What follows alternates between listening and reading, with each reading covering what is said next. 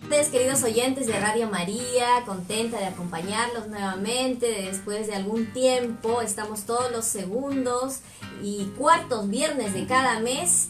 Aquí hoy nos acompaña el señor Luis de la Cruz. Gracias, señor Luis, de Jardín Urbano, que nos va a traer algunas novedades también de algunos cursos que están dando. Y también, por supuesto, hoy nuestro tema es el famosísimo culantrillo, también como conocido, dicen, como hierba de la fuente o cabello de Venus. Correcto. Vamos a hablar sobre esta linda planta que es más conocido como se le llama culantrillo y más conocido como cabello de Venus. Sí, bien, buenas tardes, ¿cómo están? Muchas gracias por la invitación. Y bueno, el culantrillo es una planta que siempre se ha usado, es un tipo de planta tipo helecho, tiene casi las mismas características, sus condiciones también son tropicales y es una planta muy buena siempre y cuando la ubiquemos en un sitio muy adecuado y sobre todo que no hay que moverlo. Tengo entendido que en su hábitat natural esta planta está junto al río, en los bordes de los ríos, y que le gusta mucho que como que le salpique el agua. De hecho, lo que usted dice, ¿no? Es así porque si nosotros vemos algunos canales regadíos que incluso están acá en las mismas costas del Perú, que salen del río Rímac, y hay canales regadíos, ahí vamos a poder incluso encontrar culantrillo, porque su propagación es por esporas, son como unos polvillos que tienen detrás de la hoja. Y entonces cuando está cerca de la sequía justamente se incrementa la humedad relativa porque hay una circulación de agua y ese es el hábitat que requiere el culantrillo.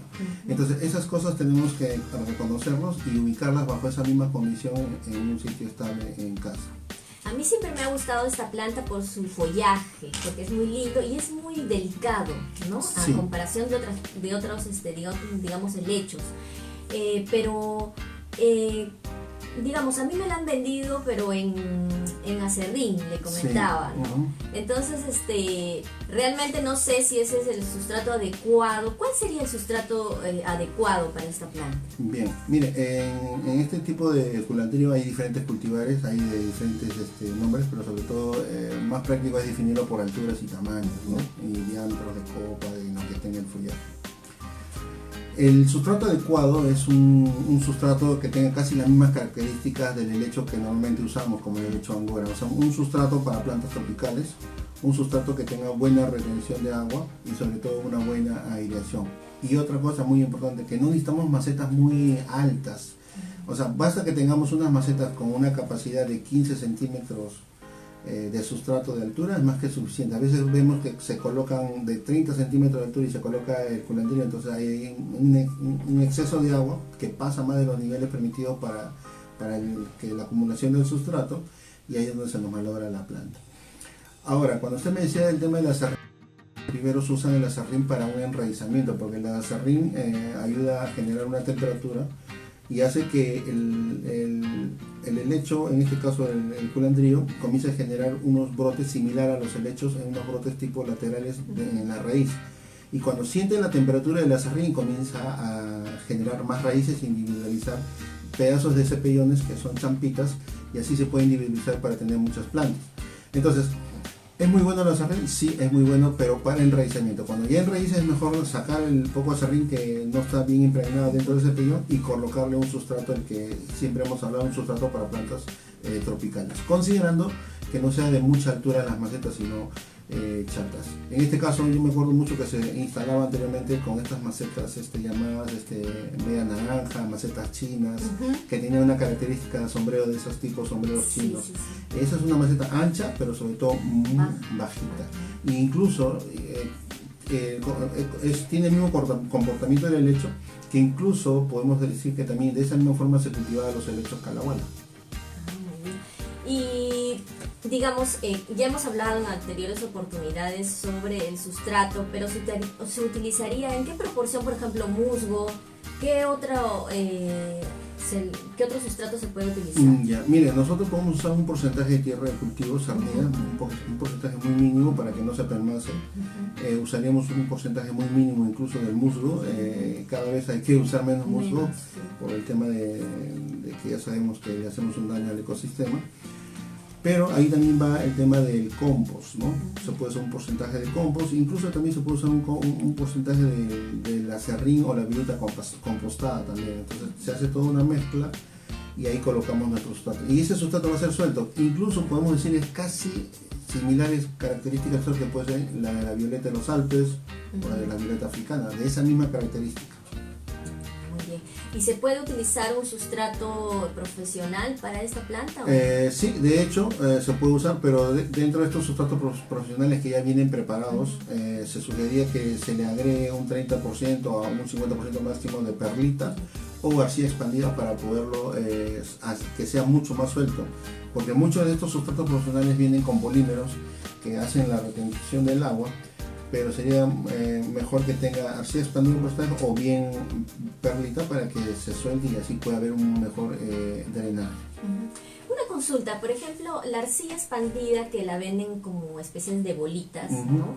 ¿Usted se refiere a esa arcilla o sí. Es que hay otro tipo de arcilla? Esa es la arcilla expandida que es la que usamos en sustratos profesionales cuando queremos tener una ligereza y un sustrato que perdure más en el tiempo, y sobre todo que esos sustratos que mencionamos están libres de bacterias, de patógenos, ya viene totalmente esterilizado. Eso va a ser muy beneficioso para este tipo de plantas y otras plantas más. Yo en mi caso, por ejemplo, ¿cómo la riego, no? Yo les cuento mi experiencia. Yo le echo agua en el platito, la dejo ahí, absorbe todo, pero no dejo, digamos, una cantidad excesiva de agua, ¿no? La absorbe toda la planta y nada más. No sé si estaré haciendo lo correcto, pero hasta ahora no se me ha muerto. Lo bueno que usted dice, sí es bueno tener un platito. Muchas veces debajo de la maceta para poder retener el agua. Bueno, una vez una señora nos dijo, ¿no? Para que la separación del plato hacia la maceta se ponía 4 tapitas de estas gaseosas y se elevaba. Entonces se drenaba y se quedaba una lámina de agua que puede ser 1 centímetro. Esa agua va a generar una evaporación, y al generar una evaporación alrededor de la planta va a generar una humedad relativa, que puede ser un 70-70% de la humedad relativa del ambiente. Eso es beneficioso para todos estos helechos.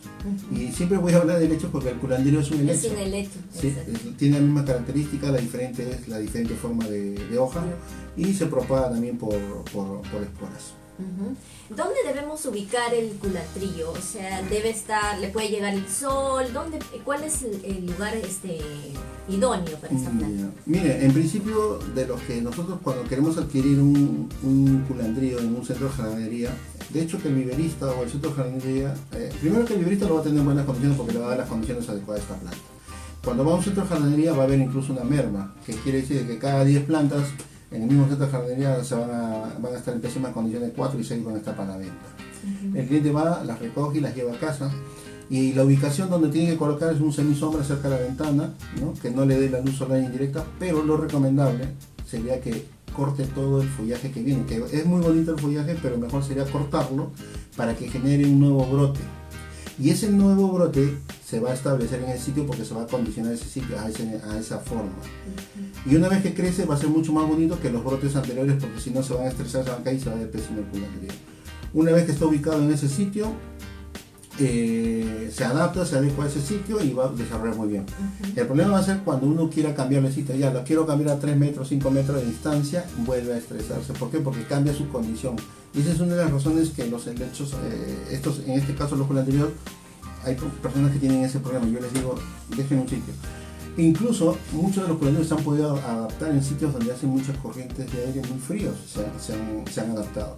Y también puedo decirle que he visto helechos, en este caso culandríos, los he visto en cascadas, a pleno sol, en piedra pómez, se va muy bien ahí, se alimenta de esta piedra pómez y expuesto al sol directo. Cosa que algunos dirán, pero ¿qué pasó? Sino que la planta por años se adaptó.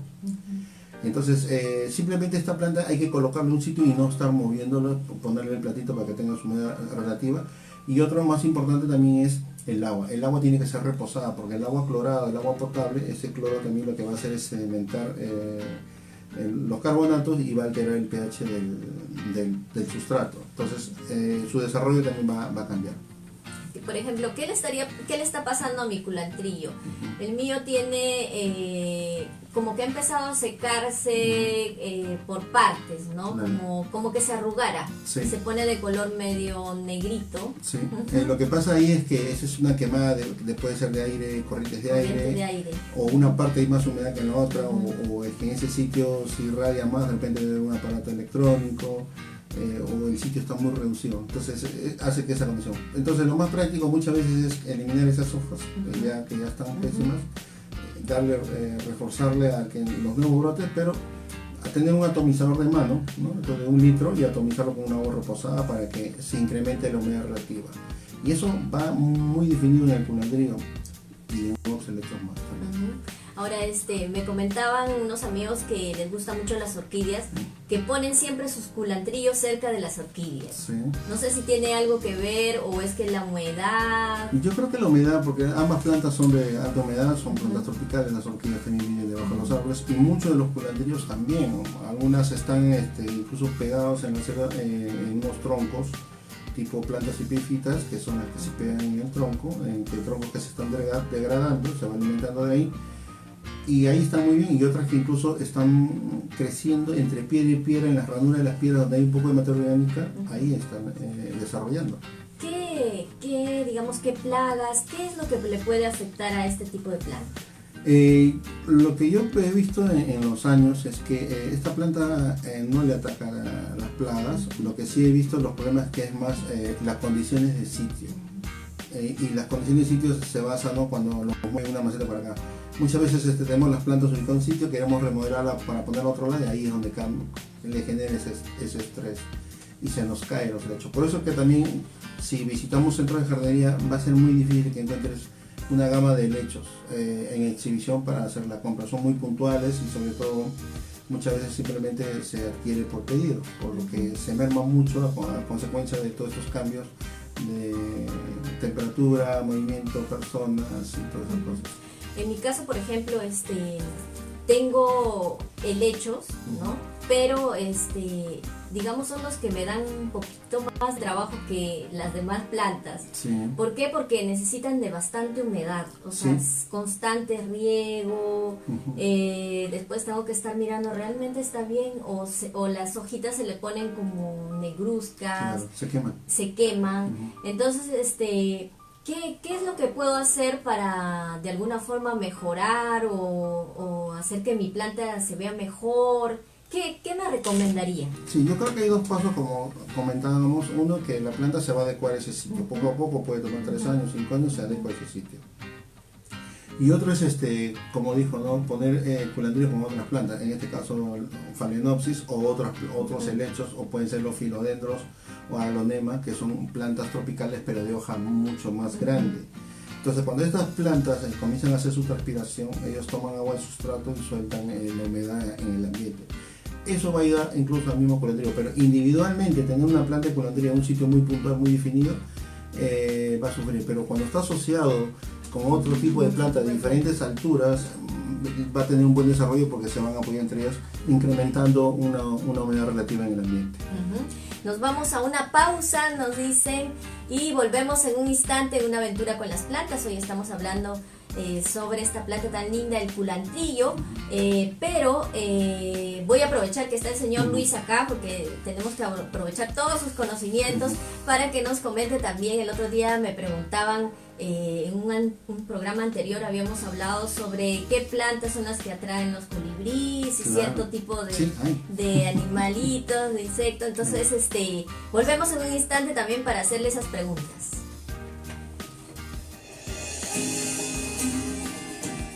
La vez pasada me llamaron y me dijeron, no, que el señor me ha dicho de que hay una planta y yo quiero plantarla en mi casa. Sí, ahora está con eso. A medida que avanza el conocimiento de las plantas ornamentales, ahora ya no es simplemente un jardín por favor, entonces hay que ver cuál es la idea, ¿no?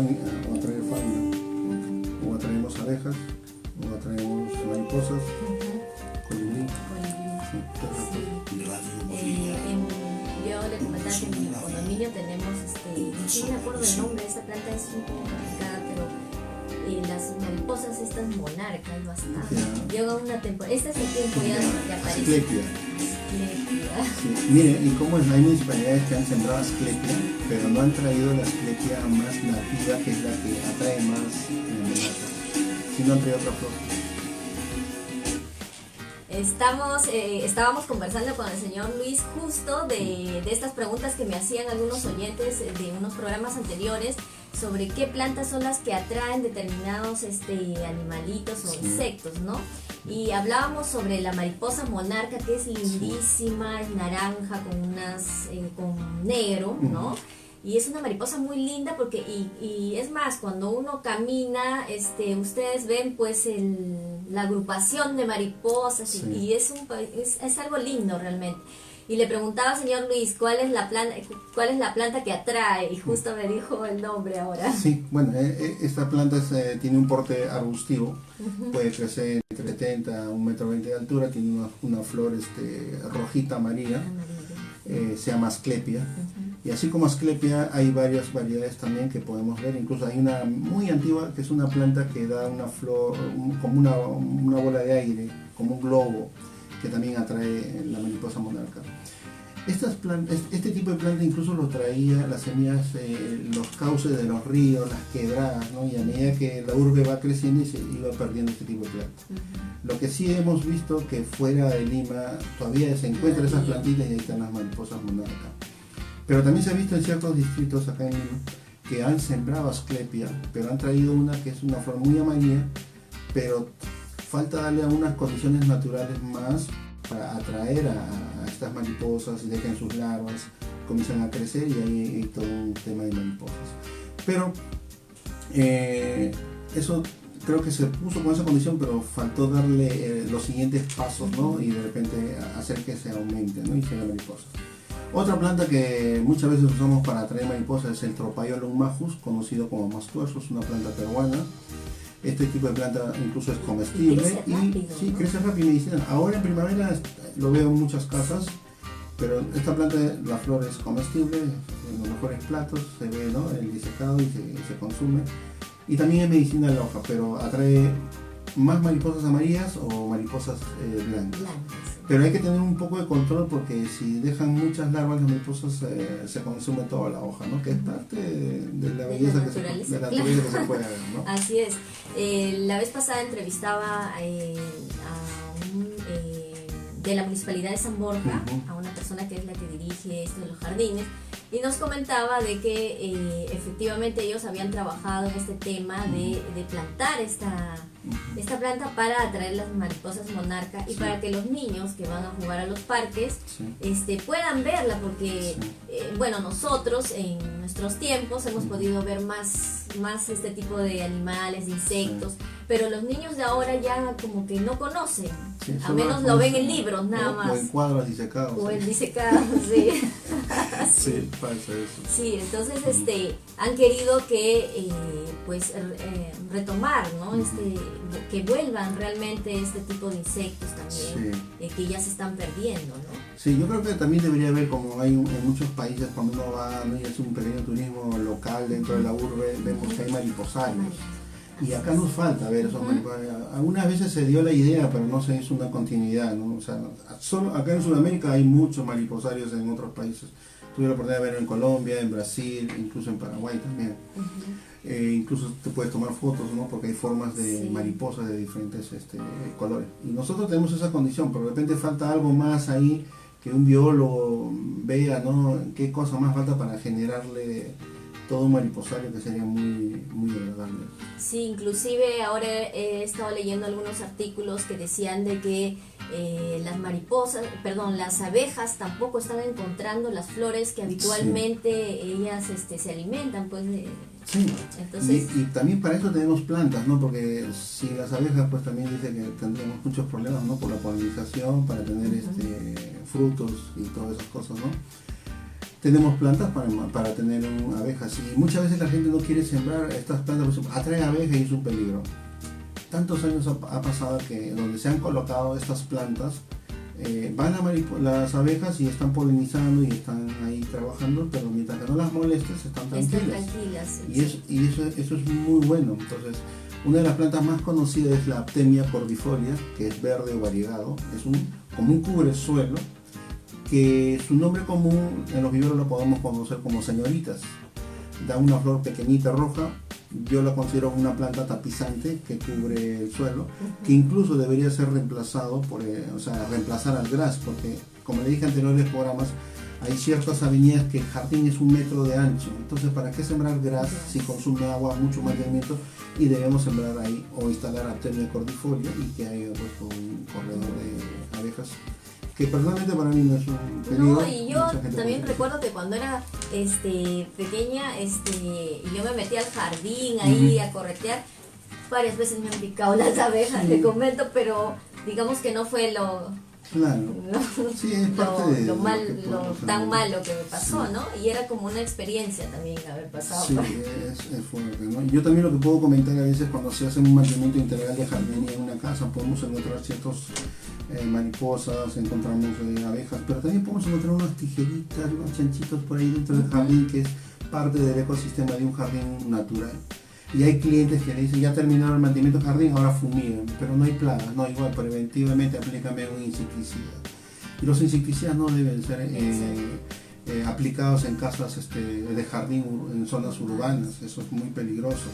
Ya de por sí elimina toda esta fauna natural que está dentro de tu jardín y de paso también te va a perjudicar la salud por la toxicidad que tiene esto, porque tiene que tener un efecto residual de 20-30 días dependiendo del producto, donde en ese sitio no debe haber nadie. Pero sin embargo la familia sigue viviendo ahí y el jardinero sigue aplicando muchos productos químicos que a la larga van a tener un problema, ¿no? Pero el problema es que la gente se preocupa más de no tener estos bichitos y dice, no quiero tener nada, más bien preocúpate cuando no hay. ¿Por qué? Porque tu sitio está envenenado, o sea, no hay ni siquiera una tijerita, no hay un chanchito, no hay ni una mariposa, entonces no hay porque se murieron y si no quieren volver porque ese sitio está totalmente contaminado. Entonces cuando uno entra a un jardín y encuentra ciertas cositas ahí, entonces hay una naturaleza que está funcionando, es un sitio agradable y está más limpio, es más ecológico. Otra pregunta que quería hacerle, por ejemplo, es en el distrito de La Victoria plantaron gras nuevo, estuvo muy lindo, precioso, hermoso. Pero yo no sé si hay un mantenimiento realmente, porque como usted dice, el gras americano necesita de bastante riego. Sí, entonces lo dejan secar, sí, a tal extremo de que ya se pone amarillo y ya obviamente se pierde ese gras, sí, ¿no? Y otra vez vuelven como pasa como 5 años y vuelven a invertir nuevamente. Sí. ¿Es lo normal que se haga esto específicamente casi en todos utilizan el gras americano, ¿no? Sí, mira, eso siempre se ha escuchado. Yo tengo muchos años en la jardinería, más de 30 años, y siempre lo he escuchado y siempre dicen, ¿no? Hay un especialista en la municipalidad. Yo creo que ahí es algo muy erróneo, porque planifican un proyecto de diseño y paisajismo en lo que van a intervenir con una cubierta vegetal y entre eso colocan lo más económico, que es el gras americano, que es harto consumo 3 veces por semana y merece la cantidad de agua anualmente por metro cuadrado.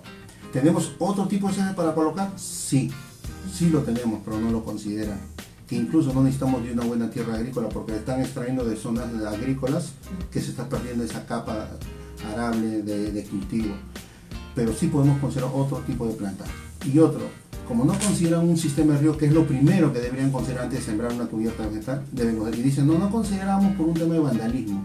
Claro, pero hoy en la modernidad tenemos un sistema de riego que se puede colocar de forma subterránea, que va debajo del sustrato, no va a haber vandalismo, no se van a robar los aparatos, que incluso puede estar monitoreado por Wi-Fi, por internet. Entonces eso incluso ya en la Universidad Agraria está colocado en todas sus áreas verdes y muchos ingenieros agrícolas tienen ese conocimiento y es lo primero que se tiene que establecer de acuerdo a un diseño de paisajismo, qué tipo de planta se va a colocar, o una planta tapizante o césped, y primero colocar un sistema de riego de acuerdo a las necesidades hídricas que necesita la planta y luego colocar la cubierta vegetal. Pero como usted dice, hacen una cubierta vegetal, siembran, instalan y se olvidaron de regar. Lo mismo que ha pasado ahora en los panamericanos, desesperadamente instalaron gras hasta en Villa de Salvador, sí, y ahora es un desastre.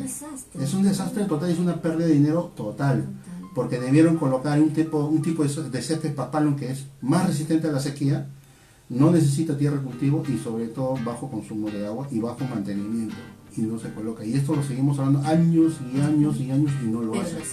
Pero siguen plantando el gras americano que... Sí. Y hay inclusive plantas que digamos, demandan mucha cantidad de agua, que no son adecuadas también.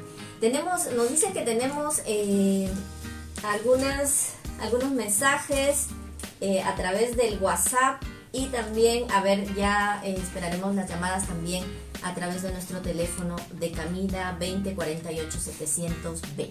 A ver, adelante.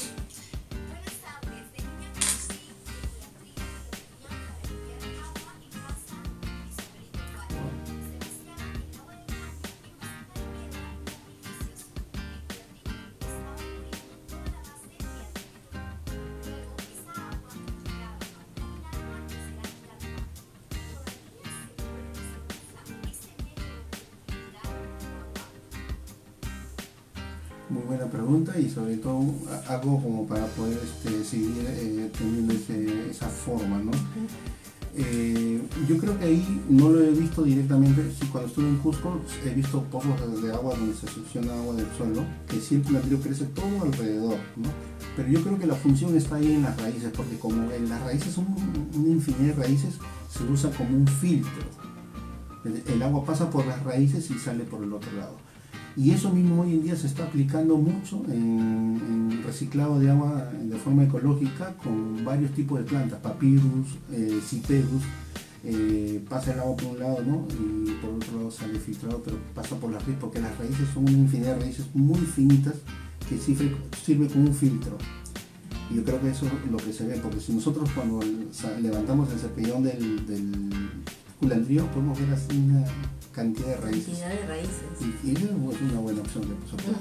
Así que sí se puede hacer, sí. Decimos a la persona que nos ha escrito. Tenemos otra pregunta, a ver, a través del WhatsApp. ¿Qué diferencia hay entre culantro y cilantro? ¿Qué diferencia hay?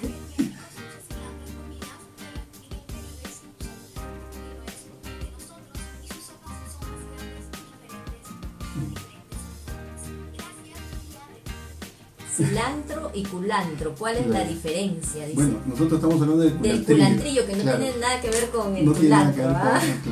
Yo creo que el término cilantro se dice en algunos países, acá nosotros le decimos culantro, ¿no? Ajá. Y en la selva hay otra variedad que es más a hoja ancha que le dicen el sacha culantro, ¿no? Entonces son diferentes variedades, pero creo que el sacha culantro de hoja más grande son más de zonas más tropicales. Pero este tipo de hierba es más culinario, ¿no? Para aderezar comidas y todo eso, ¿no? Que es diferente al culantrillo ornamental. Claro, que el culantrillo es en un helecho propiamente, pues, ¿no? Correcto. Sí. Y lo otro, bueno, en diferentes países lo conocen con diferentes nombres que se usan mucho, ¿no? Y que se supone que sí debe variar el sabor también, porque como en todo país son diferentes en algunas cosas, ¿no? Y eso, esa variación de sabores se basa a las condiciones, sí, un tipo de sustrato o tierra agrícola, las condiciones, la luz, la humedad, la temperatura, porque incluso en Europa cuando uno quiere consumir cilantro, el sabor es totalmente diferente a lo que en el Perú. Y puedo decir que en el Perú los sabores son más fuertes. Y es el mismo culantro que se cultiva en España, pero el aroma es más suave y acá es más fuerte. Así es, como también algunos, como el limón también, por ejemplo, sí. El limón de allá es totalmente diferente al de acá. Y otro que he visto, la papa, por ejemplo, la papa de allá es como tiene un sabor así como nabo, una cosa así, y la de acá pues no tiene nada que ver. Sí, totalmente diferente. Sí. Tenemos también un mensaje a través del Facebook. Adelante, Silvia.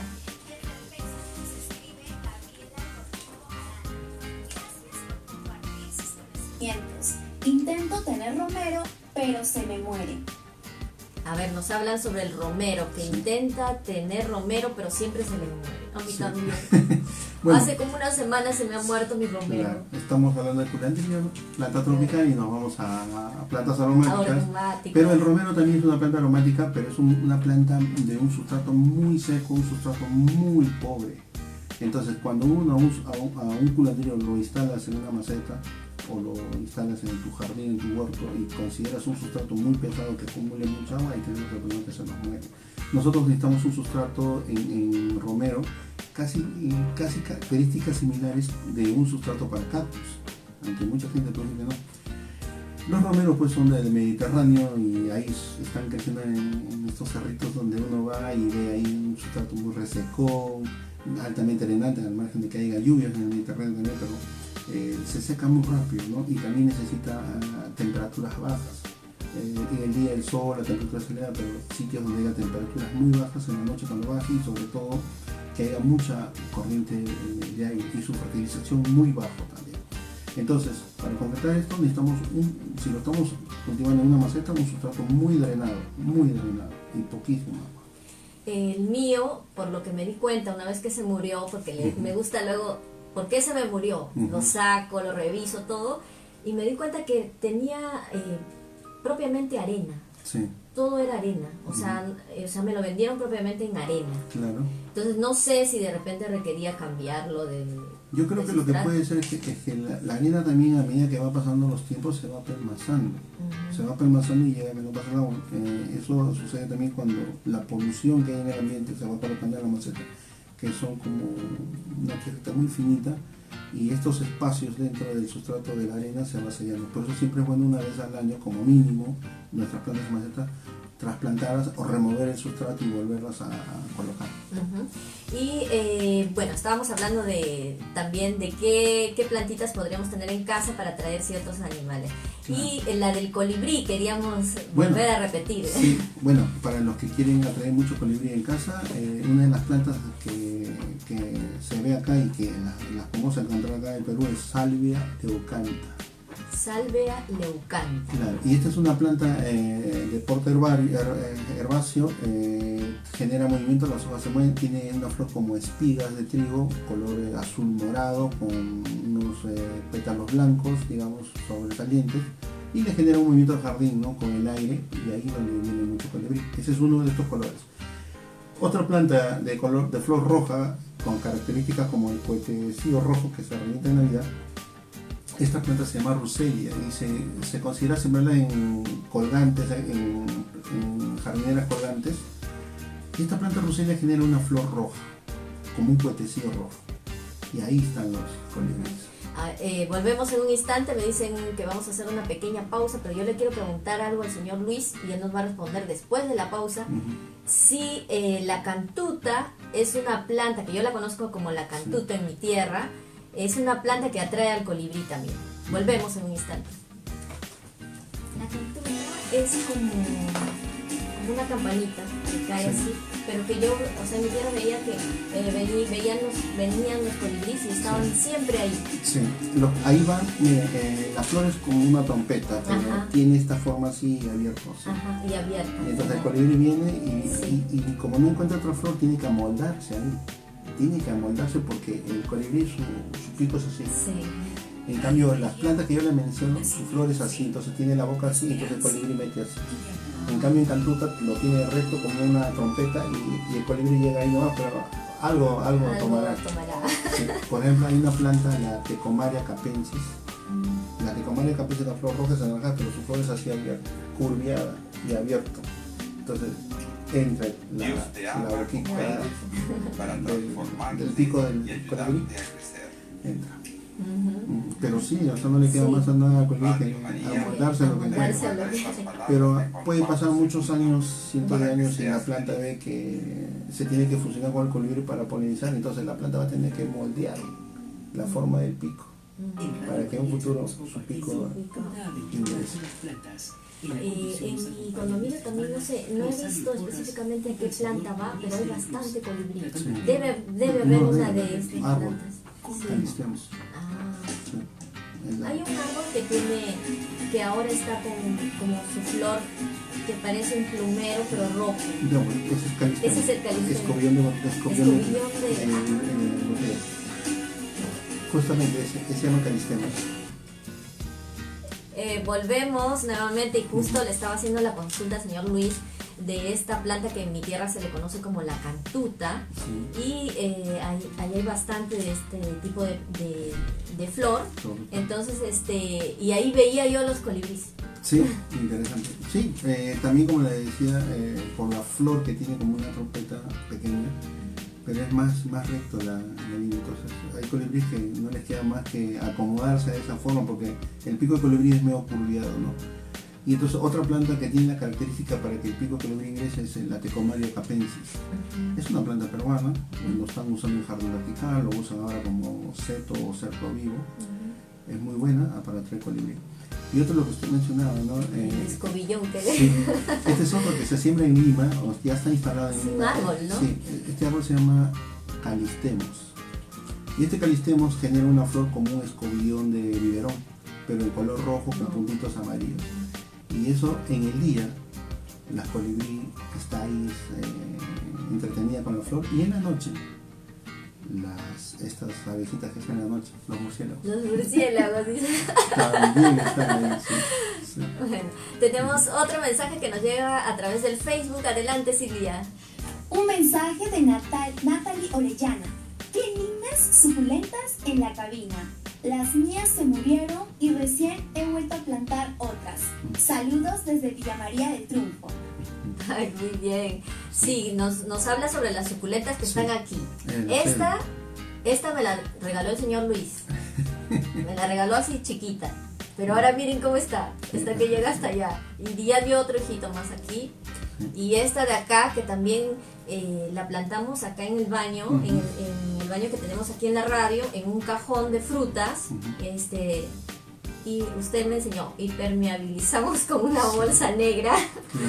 ¿Ya? Y ahí la tenemos y está creciendo de tal forma que las hojas caen por el borde de los espejos. Sí, y se ven lindísimas. Sí, y también podemos ver que en estas suculentas hay raicillas, ¿no?, que están saliendo a medida de los tallitos. Sí, de estos. Y son esas raicillas finitas las que están absorbiendo la humedad del ambiente.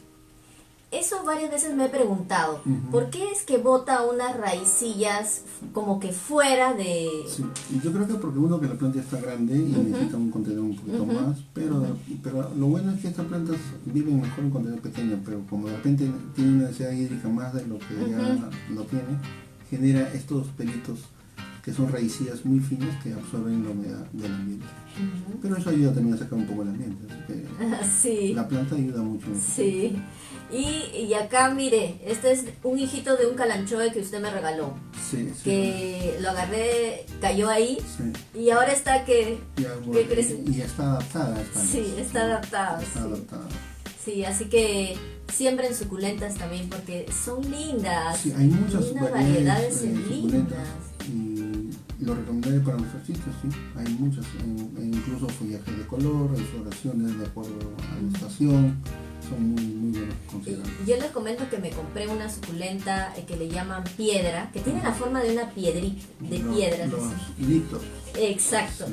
Y yo decía, bueno, no creo que dé su flor alguna vez, decía, ¿no? Y les comento que ya está su botón al medio, sí. Ha salido del medio, y la flor es como media naranja, porque todavía no ha abierto, ¿no? Estoy esperando que abra para tomar una foto. Sí, litos son muy bonitos, toda una variedad de litos que hay muchos coleccionistas que tienen en casa. Sí, he visto hasta medias naranjas, de verdad que hay una variedad tan linda, y sobre todo el señor Luis también cuando nos enseñó los cuadros vivos, he visto que también las utilizan mucho para los cuadros vivos. Sí, en cuadros vivos lo que usamos mucho son los cedul y echeverri. Se usan muchas variedades de echeverri por el tema de que tiene hojas anchas para hacer mayor cobertura.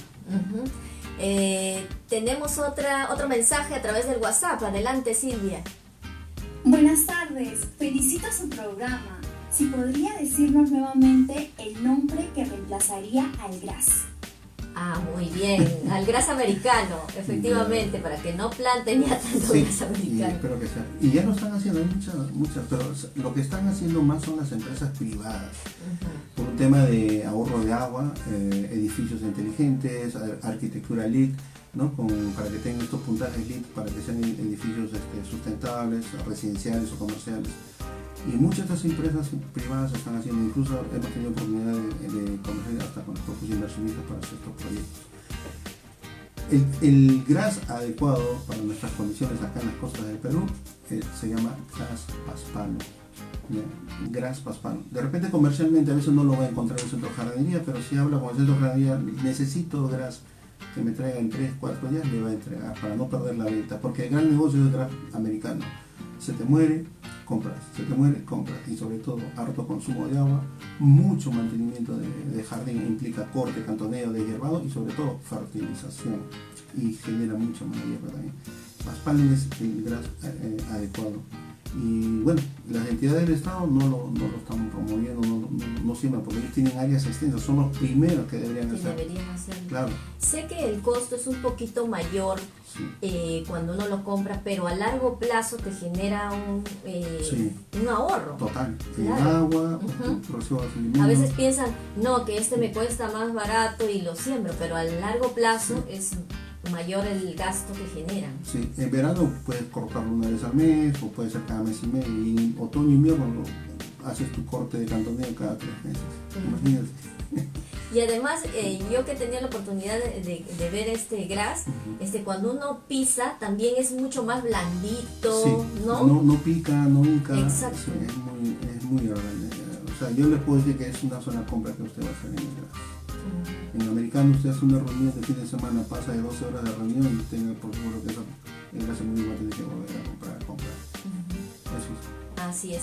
Y además el sustrato que usan también es más más cómodo, ¿no? Sí, el sustrato es más económico porque el graso americano te pide tierra agrícola, porque tiene que retener mucha agua, porque como el graso americano es hoja ancha y hace mucha transpiración, consume mucha agua.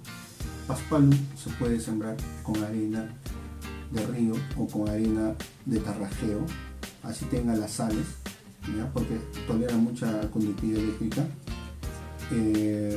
Solamente se agrega 3 kilos de materia orgánica por metro cuadrado, e incluso usted puede regar con 50% agua de mar con 50% de agua potable mezclada para ahorrar agua.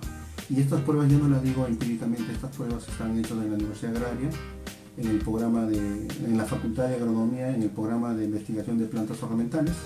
Ahí están los ingenieros agrónomos, los investigadores que tienen mucha información, tienen publicaciones, y muchos agrónomos han hecho tesis de este tipo de grasa, y hay una exposición, hay una exhibición.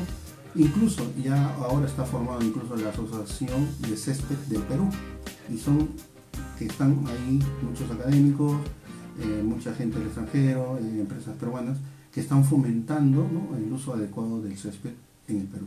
Así es, así que las municipalidades también informarse para que puedan cambiar, pues, sí, ¿no? Y no seguir en esto de plantar y otra vez, sí, ¿no? Yo creo que están informados, se hacen la vista gorda. O se hacen la vista gorda. Sí.